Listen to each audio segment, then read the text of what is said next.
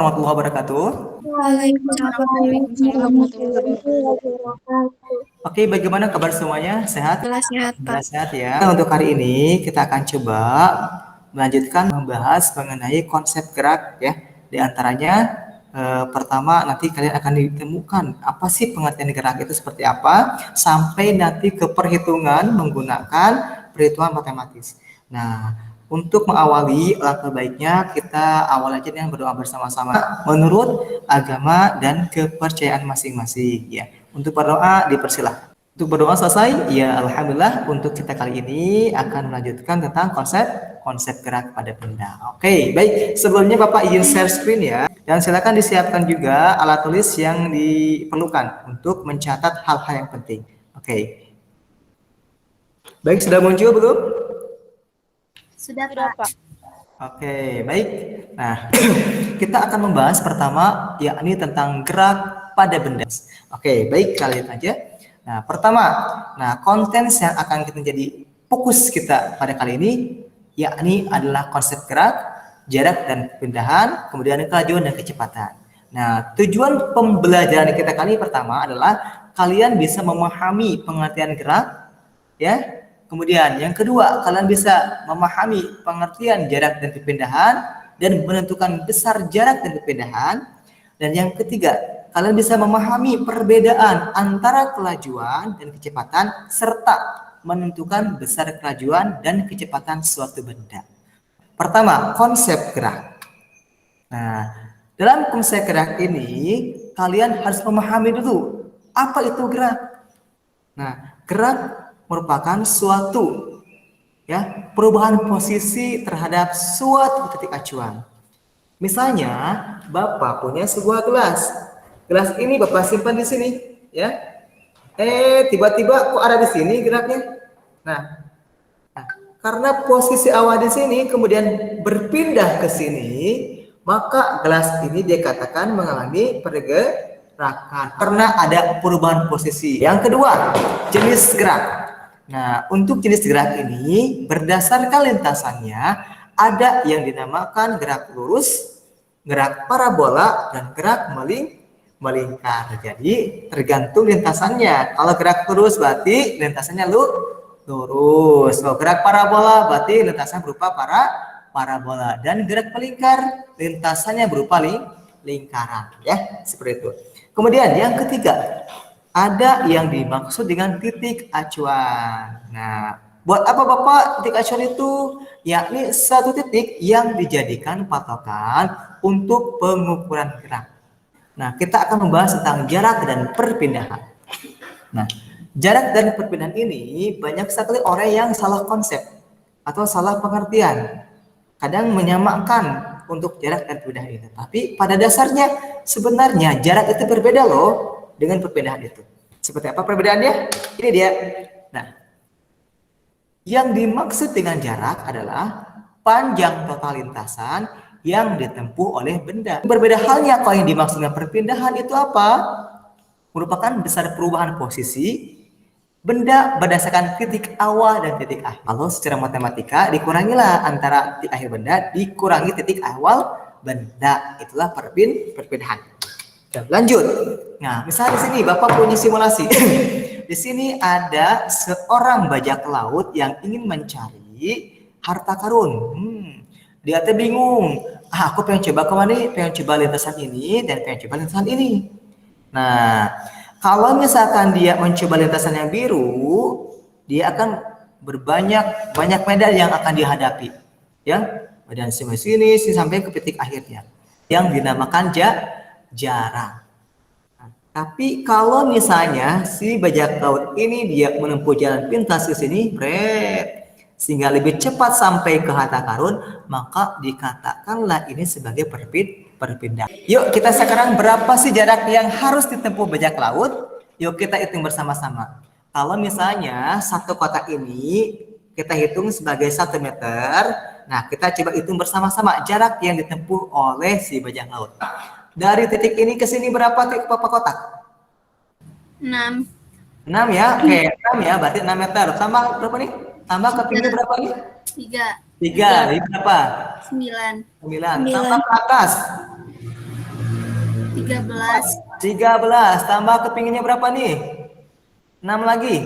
19, 19 tambah ke bawahnya 3. 21, 22. 22 tambah ke pinggir 4. 26, 26, Ke atas 2. 28 ke pinggir 3. 31, 31 tambah berapa nih ke bawahnya? 4.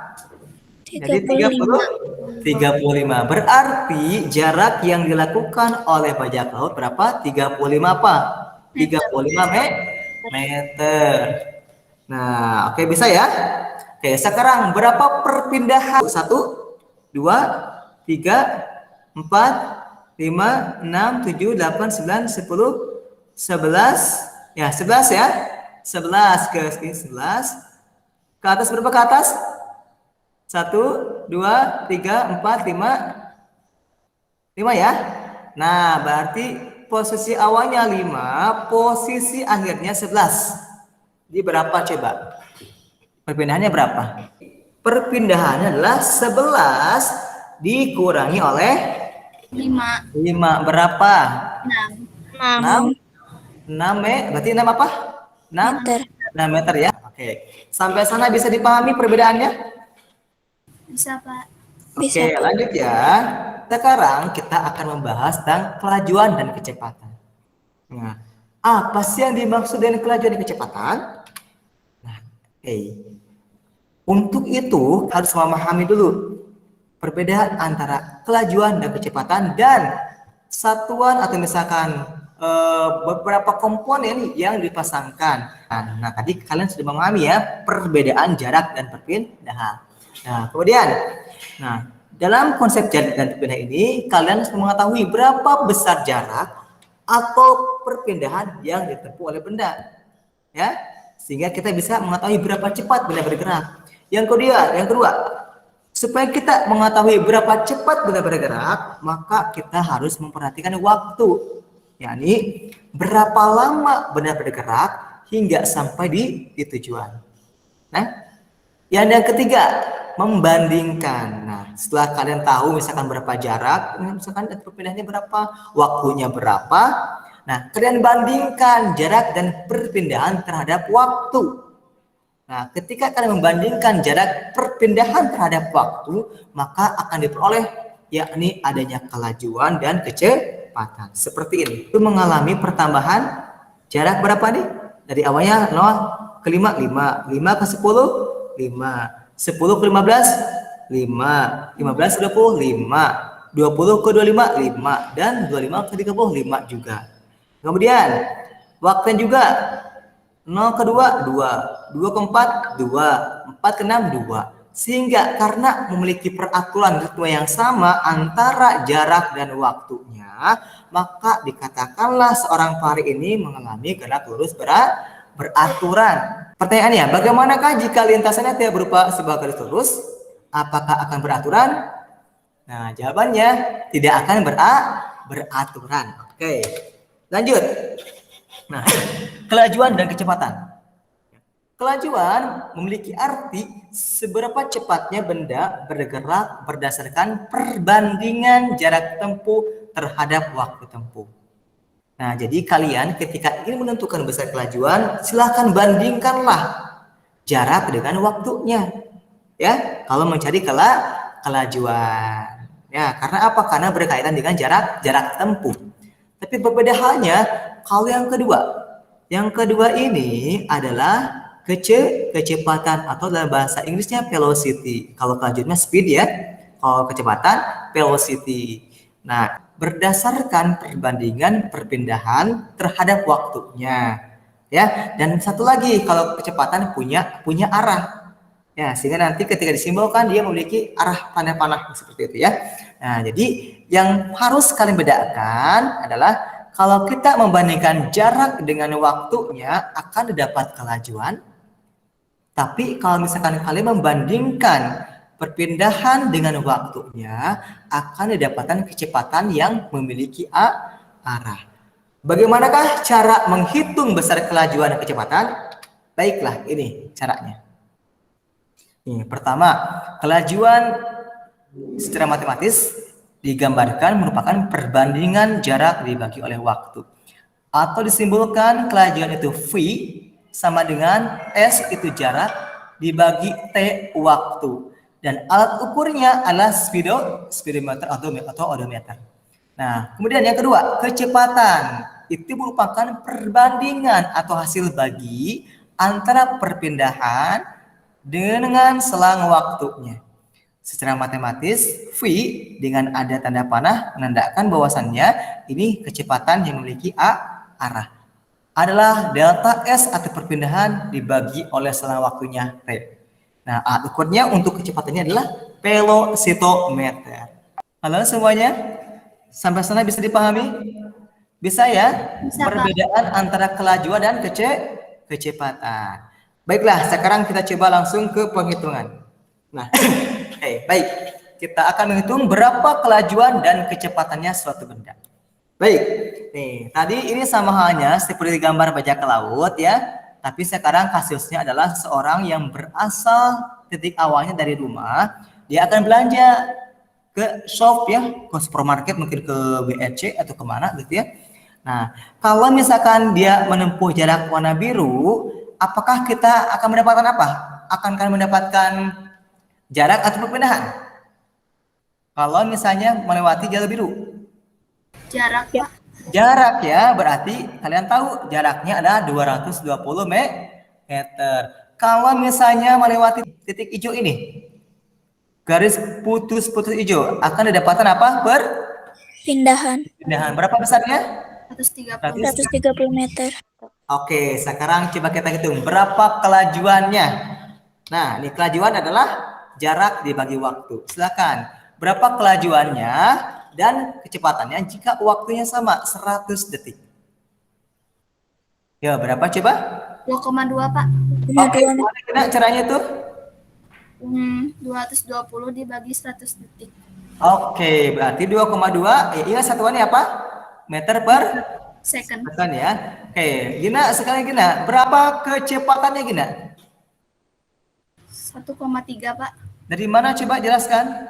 130 meter dibagi 100 detik.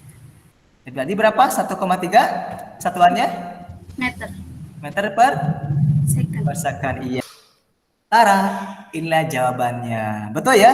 Kelajuannya adalah sama dengan 2,2 meter per second, yakni jarak dibagi waktu 220 meter dibagi 1 second.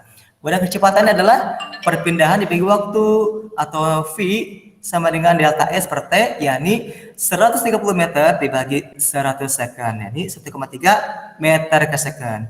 Bapak cukupkan sekian saja nih untuk materi kita kali ini. Namun sebelum Bapak tutup, apakah ada yang ingin bertanya? Tidak ada, Pak. Tidak, Pak. Ada? Bisa semuanya? Bisa, Pak. Oke, Pak bisa. Kita simpulkan. Pertama, bahwasannya suatu benda dikatakan bergerak jika mengalami perubahan posisi.